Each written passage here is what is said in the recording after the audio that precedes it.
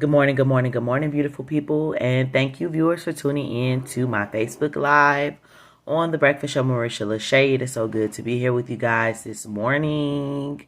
Yes, let's show some love for season 3. Hey, hey, hey, hey, hey, hey, hey. All right. I'm very, very glad and ecstatic about season 3. If you missed out on season 1, season 2, and season 3, please feel free to head to our YouTube channel at 1, as in the number one, man, MAN, Army, RARMY, network, capital NETWORK, exclamation mark. And if that doesn't work out for you, you can also type in the search box Marisha, MARISHA, LaShay, LA, capital SHAY, just a capital S. Everything else is lowercase. So with that being said, the content should definitely pull up. You'll definitely see my face in the videos or whatnot of the different seasons. So let's continue to just to give a celebratory clap for season 3. I am doing it right now as we speak. Very, very ecstatic, very, very glad, because I don't take this opportunity lightly, but I definitely want to give honor to God, who is the head of my life. Giving a shout out to my parents, giving a shout out to my son.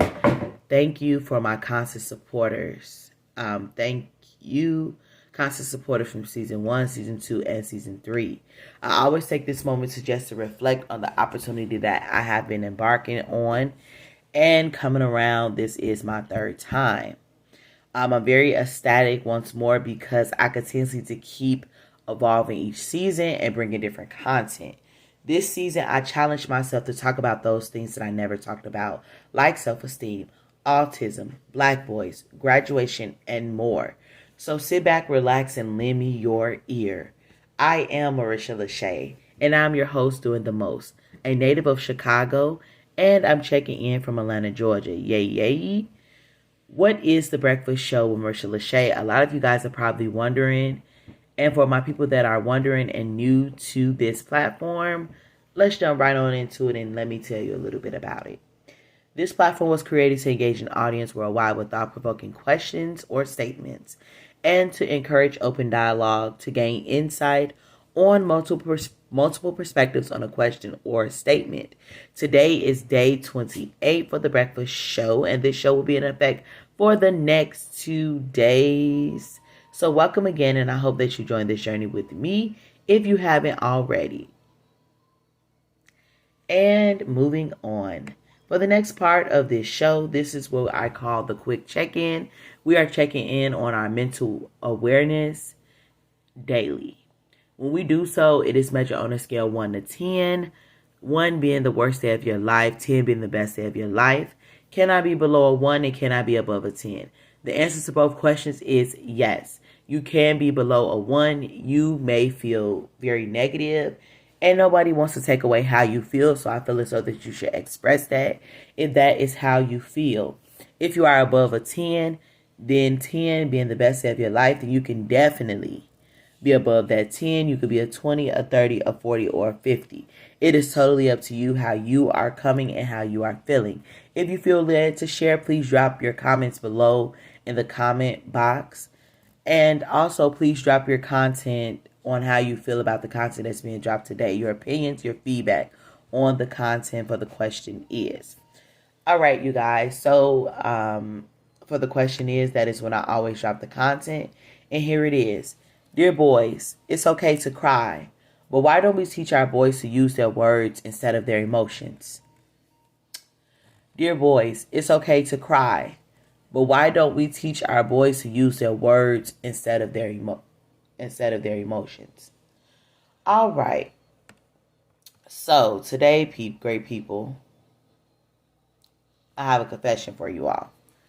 First and foremost, I confess that I am guilty of not understanding and knowing how to deal with my son when it comes to him crying. I admit that I have had to learn how to cope when my son begins to whine and cry, which is a difference between the two. My focus here this morning is to provide a platform where others may or may not acknowledge having the same issue or a similar issue. I have gathered some tips from this article to help us as parents and individuals who work with young boys. So, my takeaways from this article is boys don't cry are some of the statements that we say to our boys. Boys don't cry, take it like a man, or even don't be such a girl. But in reality, what we are actually doing is telling boys and young men to suppress their genuine emotions, which is both limiting and damaging. As these young boys grow into young men and older men, they are not able to communicate their true feelings because they are afraid that others will formulate the idea of them being weak. Also, among other men, of course, it makes the men who have experience, it makes the men who have experienced something like a genuine connection with other men, they won't feel comfortable with communicating the most hurtful or feelings that can possibly express themselves. Instead, they will feel more comfortable with a woman instead. It could also damage their ability to seek help like therapy or counseling if they ever experience some traumatic stuff in their lives. As a result, I have taken the time to implement new ways of working with my son with his crying spells and just other male children and expressing their emotions as well. It has become more apparent of being able to actually practice it. You know, a parent of being able to actually see what's happening when you do this and you take the time out to put in the time to put forth the effort. So I put these things into steps, 3 easy steps to follow, and I hope that this helps someone today. Step number 1, in the moment for the parent experiencing it or whomever, the child's crying, stop and breathe. Allow the child to go into a room for personal time or step away for a second. Then you guys will meet up and reconvene once the child has collected themselves.